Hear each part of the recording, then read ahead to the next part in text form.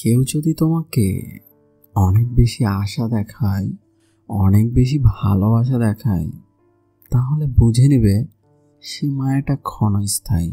সে মায়াটা বেশি দিনের জন্য না, হয়তো বা 1 মাস 1 সপ্তাহ এরকম।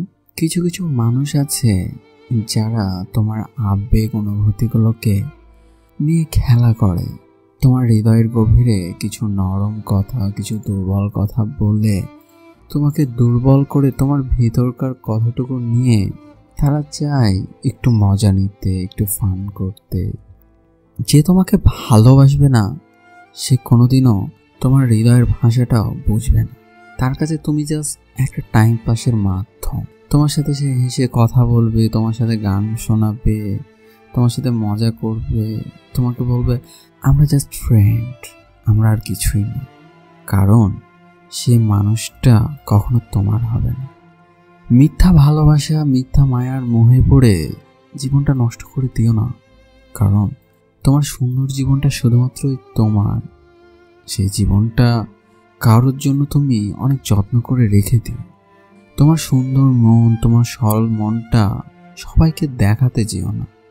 কারণ সবাই সুন্দর মনের মর্যাদা দেয় না, দাম দিতে চায় না। তোমার হৃদয়ের অবুঝ ভাষা, তোমার অনুভূতিগুলোকে অনেকের কাছে খেলনা মনে হবে, অনেকের কাছে অর্থহীন মনে হবে। তুমি যদি কাউকে বিশ্বাস করে তোমার হৃদয়ের সুপ্ত অনুভূতিগুলো বলো, সে মানুষটা হয়তো হাসি পাবে, মজা করবে, কিন্তু কোনোদিন তোমাকে আপন করে নিবে না। সে কখনো তোমাকে এতটা পরিমাণে ভালোবাসবে না যতটা তুমি তাকে ভালোবাসা দিবে। রূপ দেখে কখনো ভালোবাসা করো না, মন দেখে ভালোবেসো।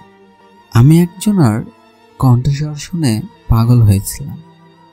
হঠাৎ করে মনে হলো সে মনে হয় আমাকে ভালোবাসে। আমার হৃদয়ের অনুভূতিগুলো মনে হয় তার অন্তরে দাগ কেটেছে। কিন্তু আসলে আমি বোকা ছিলাম, আমি বুঝতে পারিনি সে আমার সাথে টাইম পাস করতো। সে আমাকে বলতো আমি তার জাস্ট একটা ভালো বন্ধু, আর কিছুই না, এর বাইরে কিছুই না। সে আমার সাথে আমার বন্ধুত্বটুকু নিয়ে আমার হৃদয়ের না বলা কথাগুলো সে বের করে নিল। তারপর এমন একটা মায়ার জালে আটকালো যে মায়াতে সে আমাকে ধরতেও চায় না, সে আবার আমাকে ছেড়েও দিতে চায় না। আমাকে ঝুলিয়ে রাখলো তার মায়াতে। আমি প্রতিনিয়ত কষ্ট পেতাম, আমার খারাপ লাগতো। কিন্তু আমি এগুলো কার কাছে শেয়ার করব, আমি এগুলো কার কাছে বলবো? কারণ তার এত সময় ছিল না। সে গ্রুপে কথা বলতো, তার বন্ধুদের সাথে আড্ডা দিত, সে মজা করত। সে আমার সাথে কখন কথা বলতে আসতো জানো? যখন গ্রুপে কারোর সাথে ঝগড়া হতো, যখন ওর বন্ধুর সাথে ওর মনোমালিন্য হতো, তখন সে আসতো আমার সাথে কথা বলতে। আসলে আমি তার কাছে কিছুই না, কিন্তু আমার কাছে সে অনেক। আমি তাকে বলতাম আদর করে, তুমি একটা অতিথি পাখি, 2 দিনের জন্য এসেছো আমার জীবনে। হয়তো অনেক মায়া ভালোবাসা দেখাবা, তারপর একদিন হারাই যাবে। হৃদয়ের ভিতরের কষ্টগুলো কাউকে দেখানো যায় না, আবেগগুলো কাউকে প্রকাশ করা যায় না। তুমি বিশ্বাস করো, তোমার হৃদয়ের আবেগগুলো তুমি কারো কাছে প্রকাশ করতে পারবে না। তোমার মন খারাপ, তোমার ভালো লাগছে না, এই কথাগুলো কারোর সাথে শেয়ার করা যায় না। নিজের অন্তরের ভিতর গুমড়ে গুমড়ে মরতে হয়। নিজের দুর্বলতা এমন মানুষের কাছে প্রকাশ করো না যার কাছে তুমি অর্থহীন, মূল্যহীন। বেলজ্জার মতো তার কাছে ছুটে যেও না, কারণ তোমার মতো অনেকেই আছে তার জীবনে, তোমার থেকে ভালো আছে, তুমি হয়তো তার যোগ্যই না। আসলে সরল মনের মানুষগুলো না পায় ভালোবাসা, না পায় ভালো একটা বন্ধুত্ব। তাদের কপালে শুধু কষ্ট আর ধোঁকায় লেখা থাকে।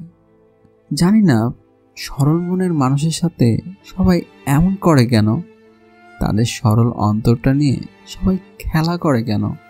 তাদের সরল অন্তরটা নিয়ে সবাই খেলা করতে কি খুব মজা পায়? তারাও তো মানুষ, তাই না? সরল মনের মানুষগুলো কি আশা করতে পারে না যে তাদেরকে কেউ ভালোবাসবে, তাদেরকে কেউ আপন করে নেবে? কেন শুধু শুধু সরল মনের মানুষগুলো কষ্ট পায়? এই উত্তরটা আমার জানা নেই।